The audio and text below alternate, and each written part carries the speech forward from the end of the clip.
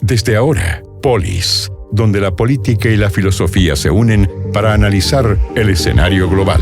Con Lucía López. Estamos ya al aire.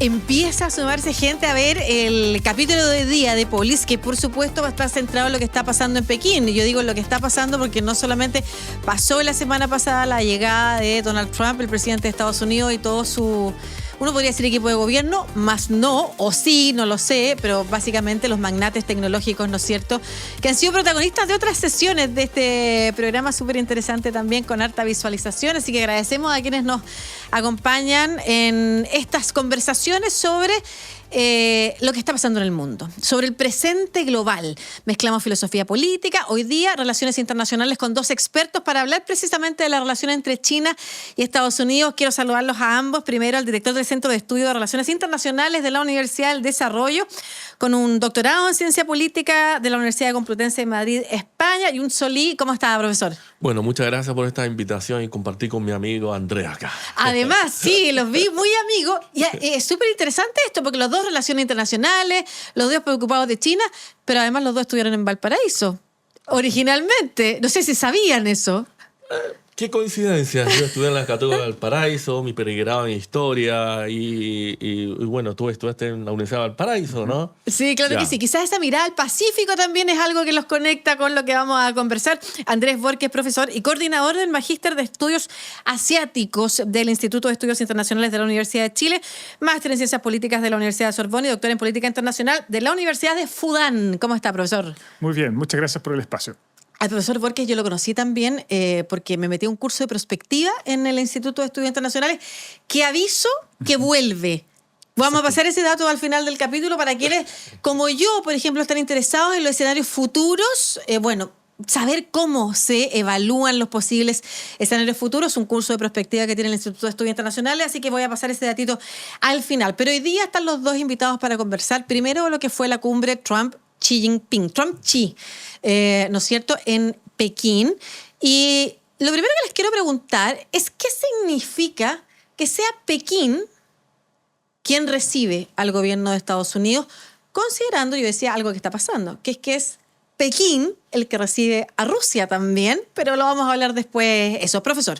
Mira, yo creo que el tema de que China recibe a Estados Unidos, a Trump en la visita, yo creo que eso tiene mucho significado. De hecho, esta visita no es una cosa que se arregló una semana antes, es decir, a la primera semana de mayo, sino más bien es una cosa que ya venía trabajando en el mes de marzo. Por diversos motivos se fueron postergando, y yo creo que el mensaje es que China recibió al presidente de Estados Unidos con el ritmo de él, a tiempo de China y con los temas que China quiere conversar, ¿no? Porque por algo extendió esta solicitud de Estados Unidos en el mes de marzo y lo extendió y lo avisó una semana antes o un par de días antes, en la primera semana de mayo.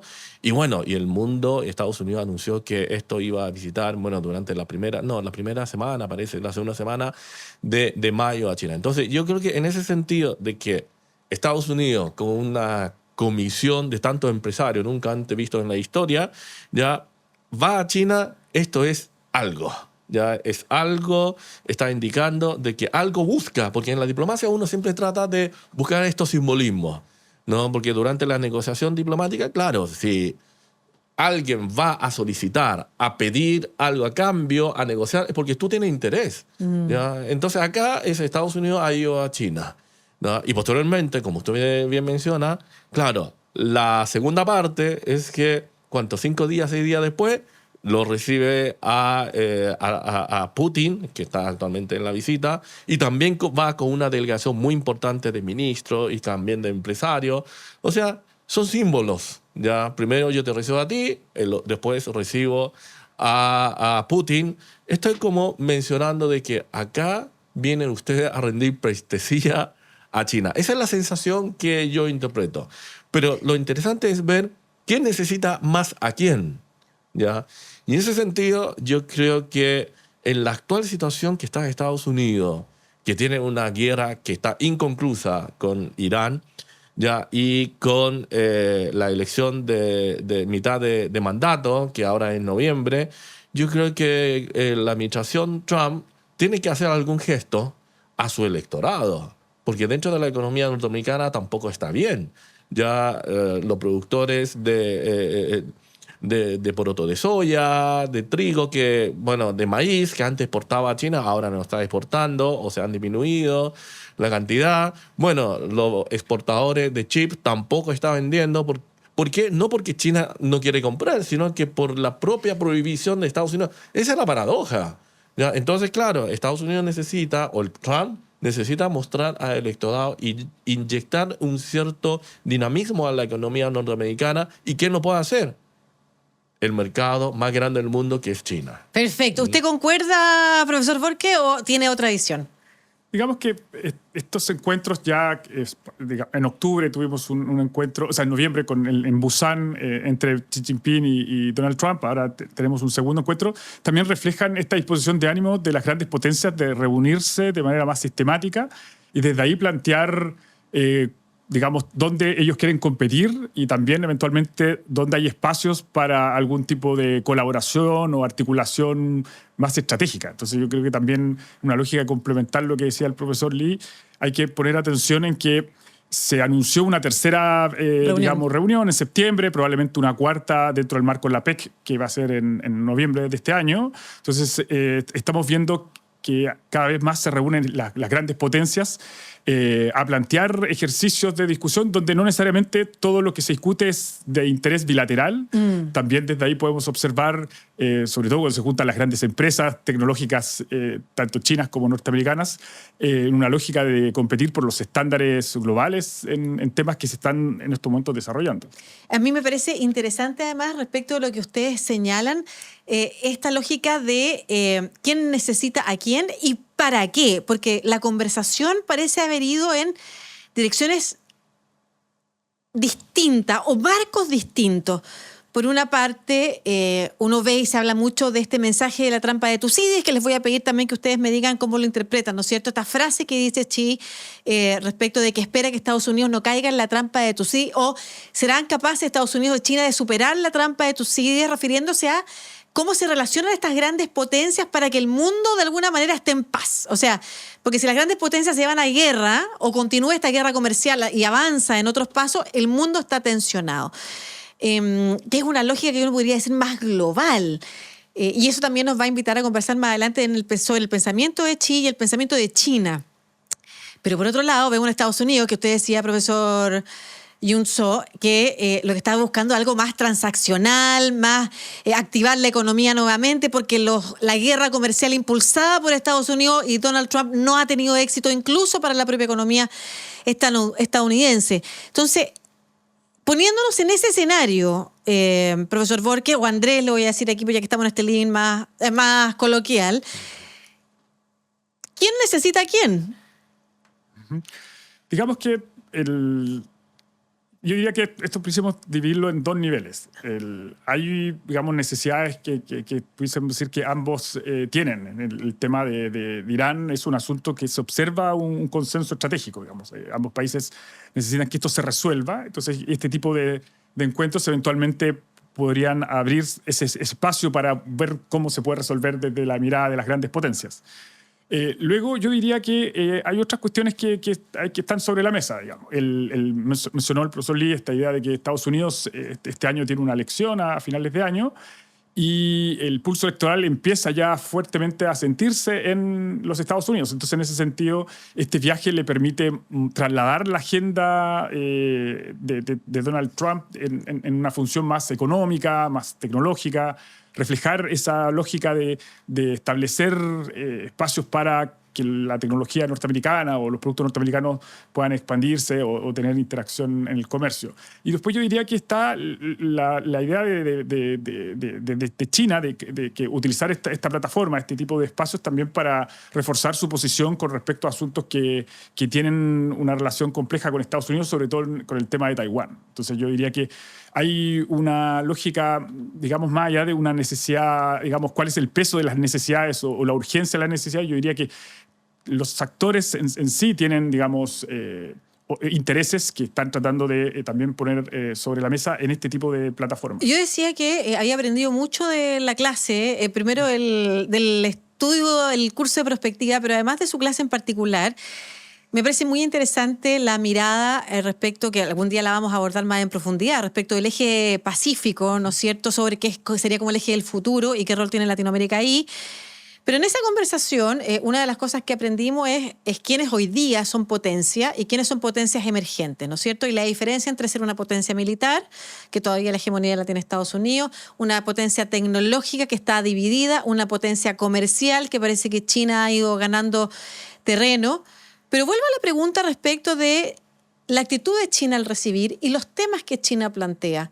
¿Está hoy Estados Unidos más debilitado? Porque cuando uno escucha a exponentes del gobierno chino hablando desde hace mucho antes, no solamente de este último tiempo, hablan de la inevitable caída del imperio estadounidense y de la inevitable emergencia de China como potencia global.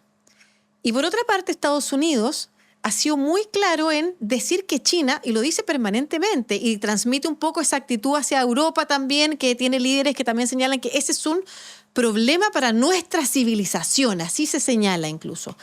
Entonces, primero, ¿cuál es el mensaje para el electorado trumpista realmente, para el electorado MAGA? Si siempre se ha constituido a China como un enemigo y hoy día se está yendo, como usted decía, a rendirle pleitesía a China. Y segundo, ¿cuál es la realidad del poder hegemónico hoy? Mira, yo creo que el tema de que quién es potencia, número uno, número dos, la verdad que para China eso da igual. O sea, yo creo que el tamaño de la economía china, el tamaño de la población china representa, o sea, es una potencia el tamaño de su economía. Pero China no está preocupado de quitar el poder o la hegemonía de Estados Unidos. Tal como dice el presidente Xi Jinping, dice que ambas potencias puede convivir en un mundo en paz, ¿no? Cada uno tiene su propio espacio y no necesariamente hay que competir, ¿ya? Que es lo que el presidente Xi, en forma bastante sabio, ¿no?, utiliza, ¿no es cierto?, la trampa de Tucídides, ¿no es cierto?, invocando a la guerra del Peloponeso para decir que, bueno, las potencias no deben caerse en la trampa de Tucídides en el sentido de que uno empieza a emerger, necesariamente tiene que luchar con el otro. China dice no. China dice hay espacios de desarrollo para todo. Si Estados Unidos quiere ser potencia número uno, bueno, China dice, bueno que sea así, ¿no? Porque Estados Unidos es una potencia, claro, es una potencia militar que tiene bases militares en muchos países del mundo. El dólar, US dólar, sigue siendo la moneda de transacción en el comercio internacional. O sea, es una potencia. China falta mucho todavía ya para poder competir, ¿no es cierto?, y quitar el poder de Estados Unidos. Pero China no está pensando eso, sino que sí hacer bien su trabajo, que es desarrollar, sacar a la gente de la extrema pobreza, que el presidente chino dijo que hace más de 3 años atrás lo había sacado de la gente de la extrema pobreza. O sea, China hace su trabajo. Dice, bueno, hay espacio para todo, el mar es inmenso, hay espacio para todo, compartir en un solo lugar, en un solo mar. Pero usando la misma referencia de la trampa de Tucídides, no es lo que sintió Esparta cuando Atenas estaba emergiendo y no es lo que siente Estados Unidos, parece. Bueno, es que Estados Unidos, claro, él siente ya de que China está emergiendo y a nadie le gusta, ¿no es cierto?, como persona, ser el primero y bajar al segundo. Entonces, Estados Unidos, desde el año 96, ha estado permanentemente llamando para frenar el desarrollo económico de China, porque ha detectado que China es una potencia que está emergiendo. En el año 96 no hay nada. Incluso muchos politólogos en Estados Unidos en esa época llamaban de la amenaza china. Ese es el concepto que utilizaron. Y para contener la amenaza china hay que tener una política de contención. Contención para que no crezca. Entonces, ¿qué hicieron en Estados Unidos en esa época? Bueno, todos los politólogos, todos los estrategas militares empezaron a buscar la forma de contener el desarrollo económico de China. ¿Y qué es? Bueno, en el año 89, en el año 90, ¿no es cierto?, y también en el año 99, hicieron algunas acciones tendientes para evitar el crecimiento económico de China y puede producir algún tipo de revuelta, ya que son todos programados, no son todos interferidos, trabajados desde el laboratorio en Estados Unidos. ¿Ya? Y vuelvo a la pregunta entonces respecto de si Estados Unidos entonces está debilitado. ¿Cómo se explica que en este contexto de 2 décadas o 3 décadas diciendo que China es la amenaza, vaya un gobierno de Donald Trump, que el que más además ha utilizado precisamente, y por algo hay una guerra comercial, ¿no es cierto?, en curso, la idea de que China es una amenaza de una manera menos diplomática, podríamos decir, y quizás menos estratégicamente diplomática? ¿Esto muestra entonces que efectivamente Estados Unidos está más debilitado? O sea, si nosotros miramos en términos de crecimiento económico, en términos de desarrollo, ya obviamente Estados Unidos en ese sentido está más debilitado que China.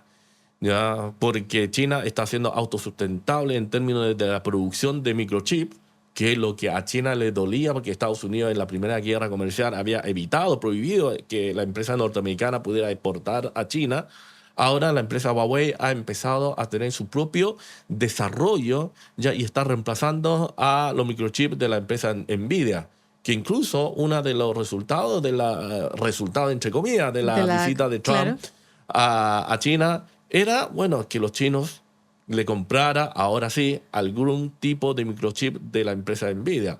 Pero, ¿qué dice el gobierno chino? Bueno, vamos a esperar porque la empresa Huawei, junto con otra empresa, ha tenido un sustituto ya que puede sustituir a la empresa Nvidia. Entonces, para Estados Unidos esta visita, en términos estratégicos, no lo ha ido tan bien. En términos comercial, yo creo que sí. Ha abierto un poco China. Dijo, bueno, te vamos a comprar.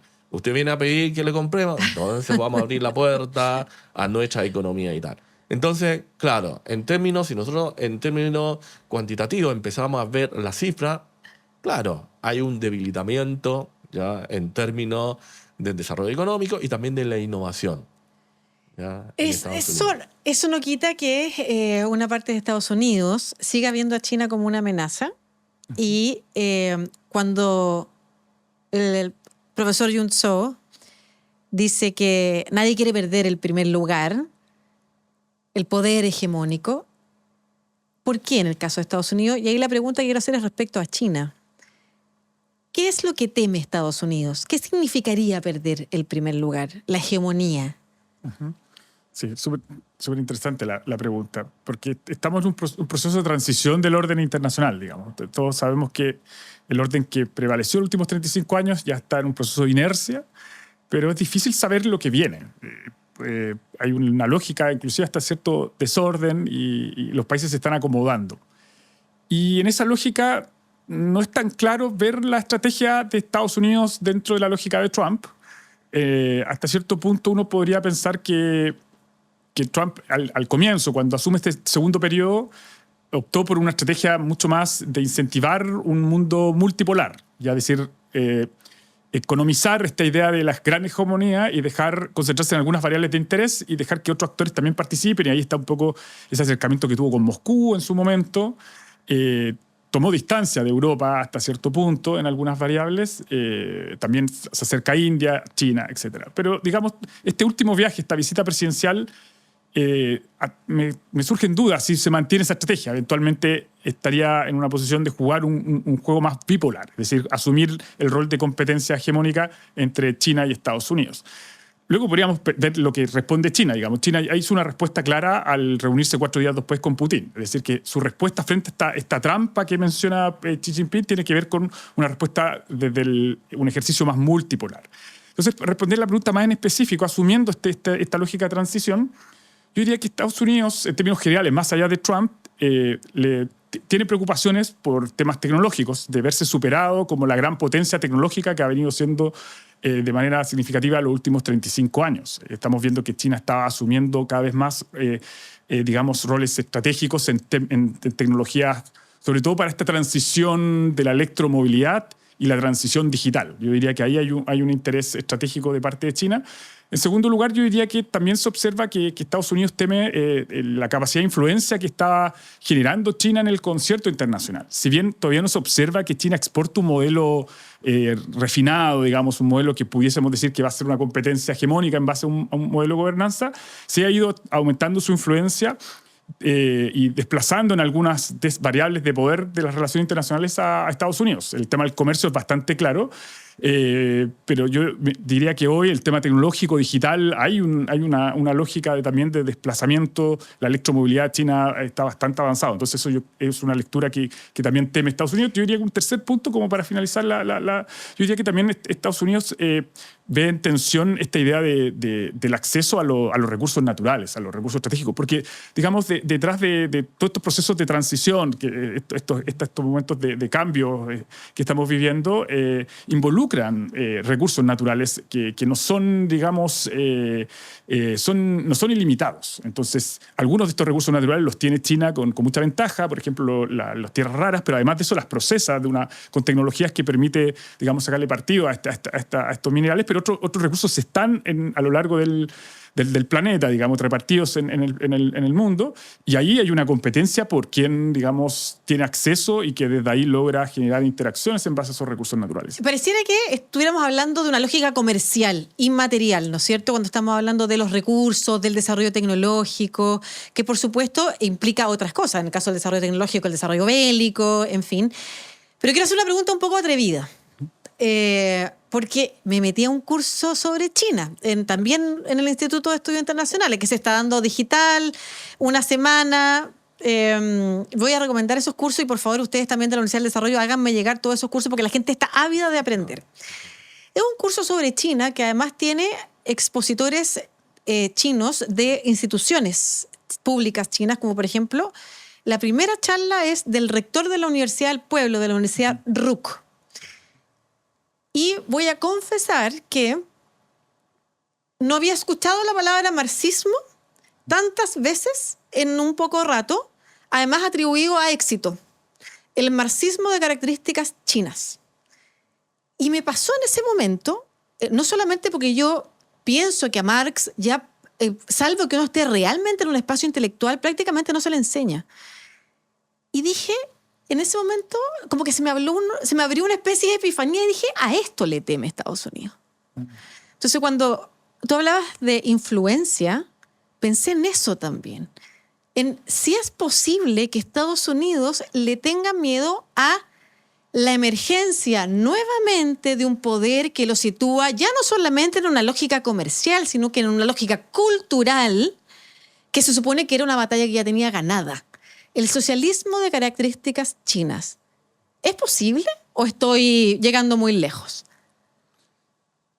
Voy yo. Digamos que la política doméstica china es lo más relevante para las autoridades, para el mundo, digamos, intelectual. Y cuando se habla sobre el marxismo, con características chinas, mi lectura es que se habla principalmente hacia el público doméstico.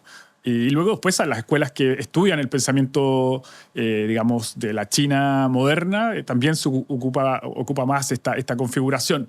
Yo no diría que es tan evidente que se plantee más allá de esos círculos académicos o dentro de la China, digamos, moderna. Yo no lo veo tan claro.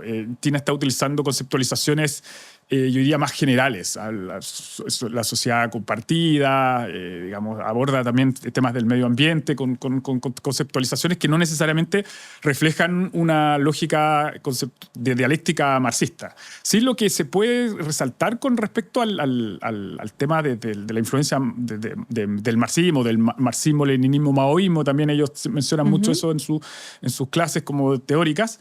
Esta idea de largo plazo, esta idea de los proyectos quinquenales o estos planes quinquenales, esta idea de la planificación, si bien no centralizada del todo, sí con cierto grado de estructura, digamos. En las zonas costeras hay mucho más margen de donde actúan los actores privados o emprendimientos, etcétera, pero en las zonas interiores la planificación y en ese sentido todavía sigue siendo algo determinante. Yo diría que esos elementos sí se pueden observar más en la retórica china en función de ahí de fortalecer su posición con respecto al modelo de desarrollo que ha adoptado China. Bueno, y ahí vuelvo a hacer la pregunta entonces ahora a Yun So.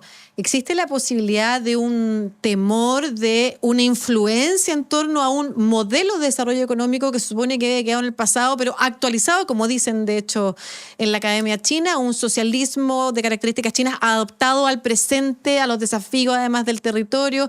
¿Es eso posible? ¿Cómo lo ve usted? Bueno, muy buena pregunta lo que usted hace, y eso concuerdo plenamente con André también. Bueno, en el sentido de que, claro, o sea, China tiene un modelo que es muy distinto al Occidente. Pero fíjese que el miedo que tiene Occidente o Estados Unidos de lo que está haciendo China, yo creo que carece de fundamento. ¿Por qué? Porque no conoce la cultura china. Porque una de las diferencias de la cultura occidental y la cultura oriental es que la cultura occidental es expoliadora. Siempre trata ¿no es cierto?, de colocar al yo gigante en el centro ¿ya? Y en ese sentido, miramos, por ejemplo, en términos históricos, lo que pasó con Cristóbal Colón. Cuando llegó a América, ¿qué hizo? Bueno, plantó la cruz, ¿ya? Y empezó a traer el catolicismo, la evangelización a todo, agua bendita a todo. Dice, no, yo tengo la verdad. Yo vengo a salvar a ustedes. Bueno, pero yo soy aborigen de América, yo tengo a Pachamama, por último al Trauco, no necesito de Jesucristo. Pero bueno, le tiraba, no, yo te vengo a salvar. Yo soy católico, por si acaso. Pero si sacamos el catolicismo de la dimensión religiosa, el catolicismo católico, el histórico, lo que hay es invasión. O sea, la conversión. Conversión dice que yo tengo la verdad absoluta. Y en ese sentido, si nosotros miramos, ya lo que hace la cultura occidental es, claro, es tratar de convertir a otros hacia su propia cultura, hacia la cultura de la democracia, del liberalismo. Y yo me pregunto, ¿usted conoce algo del confucianismo? ¿Usted conoce del taoísmo? Que es otra filosofía, otro estilo de gobernar que es propio de Asia, de Asia, te digo, porque nació el Confucio en el año 551 a.C., pero Occidente no entiende mucho, pero fíjense que los países asiáticos no tratan de imponer o vender el confucianismo a Occidente. No, usted tiene que transformar al confucianismo. No. Pero Occidente sí, que dice, no, usted tiene que tomar el modelo democrático, el modelo liberal, siendo que, si nosotros revisamos la historia, los países asiáticos, sobre todo China, no tuvieron una base ya o la comprensión de lo que es la historia de la democracia. Democracia nació más de 2500 años atrás, en la antigua Grecia, y tuvo un desarrollo de hasta, yo creo que el año 1945, cuando terminó la Segunda Guerra Mundial, de desarrollo de democracia para llegar a la democracia como el día de hoy. O sea, América Latina, en los 90 volvimos a la democracia. O sea, la democracia tuvo más de 2500 desarrollos para llegar a una democracia, entre comillas, perfecta. Pero China, desde hace 2500 años atrás, ya había una persona que se llama Confucio y él trataba de enseñar el estilo de gobierno. Y el estilo de gobierno y de organización de la sociedad no es precisamente buscar al pueblo que tenga un voto, ¿no es cierto?, tiene algo que decir, sino que lo que habla el confucianismo es que el estilo de gobierno sea un gobierno de los capaces, de la gente que o la meritocracia. La persona está en el poder porque tiene el mérito para hacerlo. Y el mérito lo entrega el conocimiento, no la legitimidad democrática. Entonces ahí tenemos dos diferencias. Uno es la legitimidad democrática y otro legitimar a la autoridad a través del mérito. ¿Cuál fue, perdón, el concepto que utilizó para decir que el Occidente tiene una lógica expoliadora? Expoliadora, ya, Claro. Perfecto. Recuerdo haber conversado esto con... vamos a recordar a Carolina Valdivia, quien fue subsecretaria de Relaciones Exteriores del presidente Piñera, en otro programa que yo tenía en Canal 13 Cable que se llama Hablemos de Chile, pueden encontrarlo, y ella decía algo similar respecto de China tiene de referente al emperador, no me acuerdo cuál mencionó en ese entonces, y decía, China no tiene una lógica invasiva, no quiere, cuando es imperio, no quiere que los pueblos adopten su propia cultura, así que no solamente me lo ha dicho usted, sino que también me lo dijo ella en su momento. ¿Pero qué es lo que quiere China entonces, Andrés? Interesante el ejercicio porque justo ayer en la Facultad de Gobiernos de la Universidad de Chile, con una actividad que organizamos junto con el Instituto, se presentó el libro de un colega de la Católica, Francisco Urdínez, sobre el desplazamiento de Estados Unidos en la región, en América Latina. Y uno de sus hallazgos, y que digamos se generó un debate en función de ese hallazgo, era esta idea de que, si bien el libro muestra los datos, digamos que hay un desplazamiento evidente económico, comercial sobre todo, de China, digamos, en desmedro de Estados Unidos en su posición en la región, eso no se tradujo en alianzas políticas o ideológicas de parte de China. Entonces, lo que vemos es que China ocupó los espacios económicos, comerciales que fue dejando Estados Unidos los últimos 35 años en la región, pero eso no implicó de que la región se alineara con China. Entonces no hay una conectividad o conexión ideológica per se. Entonces, lo que podríamos decir confirma lo que estamos señalando. Claro, exactamente. Entonces ahí pudiésemos decir que la capacidad de agencia de China está en función de cuestiones económicas, materiales, de infraestructura, y eso es de ahí donde se está validando. Entonces, si quisiéramos hacer un paralelo con estas ideas de las guerras frías entre Moscú y Washington versus la de Pekín y en este caso Washington, pudiésemos decir que la gran diferencia es que Moscú ponía mucho énfasis en un modelo de, digamos, con base o sustentos ideológicos. Y desde ahí se plantea la gobernanza para el resto de las variables. Y acá es al revés, digamos. China pone énfasis en el desarrollo económico, comercial, en generar interdependencia compleja en esos términos y desde ahí, digamos, establecer sus mecanismos de influencia. Yo diría que la principal influencia de China en ese sentido está en esos términos. Ok, pero entonces vuelvo a la pregunta y tenemos que empezar a cerrar además este capítulo, que es un capítulo en transición además, porque a mí me gustaría que además dejáramos un espacio, un capítulo en particular para el pensamiento de Xi, que además es determinante también en hacia dónde avanza China y en lo escrito, que también yo diría que es un desequilibrio entre lo que uno ve de gobernanzas hoy día. Tenemos por un lado un intelectual efectivamente y por el otro lado un gobierno que es errático, que no se sabe bien qué quiere y no sabemos de qué manera eso también contribuye a o empoderar o a debilitar. Pero entonces existe una posibilidad de que Estados Unidos mire a China con la lógica de la Guerra Fría hacia Unión Soviética. Es un escenario posible. Como estamos en transición, yo diría que están todas las posibilidades abiertas. O sea, pudiésemos estar en una transición que derive en un sistema unipolar, bipolar, multipolar. Sí, perdón, pero me refiero específicamente al temor, a la amenaza que siente de China. ¿Puede ser que la esté pensando Estados Unidos desde la lógica ideológica, por ejemplo? O sea, mi lectura, digamos, si simplemente una mirada realista, es que obviamente todos los espacios de poder están considerados dentro de los cálculos, de las estimaciones. Luego la realidad o la evidencia no soporta de que China haya generado un proceso de difusión en términos ideológicos, en términos de las estructuras de su pensamiento propiamente tal. Vemos sí que en otras variables tiene más influencia. Como en la económica. Bueno, vamos a seguir esta conversación, pero antes de cerrar y para que ustedes nos den su mensaje final, les quiero dar las preguntas que nos hicieron a través de las redes sociales. Algunas ya se han contestado acá, pero les voy a plantear 3 para que ustedes nos digan o tomen la que quieran para cerrar. Primero, lo que decíamos, ¿Estados Unidos fue a negociar a China en situación de debilidad o de fortaleza? Segundo, perdón, las tengo aquí todas. Espérenme, por favor. Cambio de socio comercial, 2000 hasta ahora 2006, China ya es el líder, podríamos decir entonces. Ganó esta pequeña guerra comercial que generó impacto en el mundo, pero en términos de tiempo podría haber sido más corta de lo que Estados Unidos prometió. ¿Cómo abordarán estas dos potencias el cambio climático y las agendas en las regiones, por ejemplo, en la región latinoamericana? Profesor, ¿con qué quiere cerrar usted? Mira, yo creo que el tema de que quién ha ganado la guerra comercial, ¿no es cierto? Yo creo que en la guerra no hay ganadores ni perdedores. ¿Ya? Ambos pierden algo. Lo mejor, y lo que el presidente Xi llama, es a la cooperación. Cuando hay cooperación, win-win. Todo sale ganando. ¿Ya? Y eso es con la finalidad de obtener esta prosperidad de la humanidad en conjunto. Y yo creo que hoy, más que nunca, necesitamos cooperación de las potencias, ¿ya? Porque si no, mire la guerra que está allá en Irán y cómo eso ha afectado a bolsillos de todo el mundo.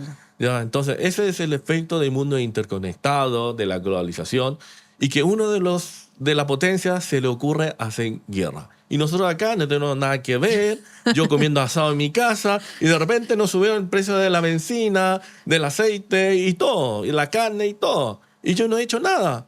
¿Ya? Entonces, eso, y yo creo que el presidente Xi, en ese sentido, ha sido bastante sabio en decir, bueno, hay espacio para todo. No hay que pelearse, ya todos tenemos espacio en este mar, lo siento, que es inmenso. Perfecto. Profesor Borges, ¿qué pregunta quiere abordar? Y yo le voy a pedir sí que se refiera a la agenda climática y la influencia en las regiones y en particular en la región latinoamericana. Bueno, entonces voy a abordarlo desde la idea de lo multiplex. Voy a utilizar un poco ese concepto. Yo diría que en esta transición pudiésemos sintetizarla en esta lógica de desorden. Pero hasta cierto punto también podemos ver que lo que se observa es que las variables de relación internacional se empiezan a tener cada vez digamos, son más determinantes, mientras, digamos, vamos a saber cuáles van a ser los actores dominantes dentro de esa lógica. Entonces, pudiésemos decir que efectivamente en el comercio vemos que China es el actor dominante, es el principal socio comercial de más de 120 países en el mundo, pero luego vamos a las variables de seguridad y defensa, vemos que Estados Unidos es el actor dominante, por lejos, digamos, el que tiene mayor capacidad al respecto, y así pudiésemos ver también la variable cultural, que es un poco más multipolar, hay más actores y influencias desde Corea, desde China, desde Japón, desde la India, entonces es mucho más dinámico. Y en el tema de la gobernanza del medio ambiente, yo diría que también en estos momentos estamos observando un ejercicio cada vez más multipolar. Entonces yo diría que eso es también un espacio que queda abierto para ir más allá de las digamos, disputas hegemónicas o dicotómicas que puedan tener China o Estados Unidos. Yo diría que la capacidad de agencia está, bueno, obviamente de lo que pueda emerger desde el multilateralismo, pero también yo diría que es importante a nivel minilateral o en grupos que tengan, digamos, exposición de ánimo bien decidida, de no perder de vista este tipo de cuestiones, ir desde ahí desarrollando decisiones que tengan implicaciones transfronterizas. Yo diría que hay varios países, sobre todo los que se conocen en la literatura como potencias medias o middle power, que están en esa posición, están a favor de digamos, que la electromovilidad no se securitice, que no entre en una dinámica de competencia en función de apoyar, digamos, a todas estas variables climáticas que están en juego. La transformación energética. Muchas gracias a los dos. Yun Solí, director del Centro de Estudios de Relaciones Internacionales de la UDD,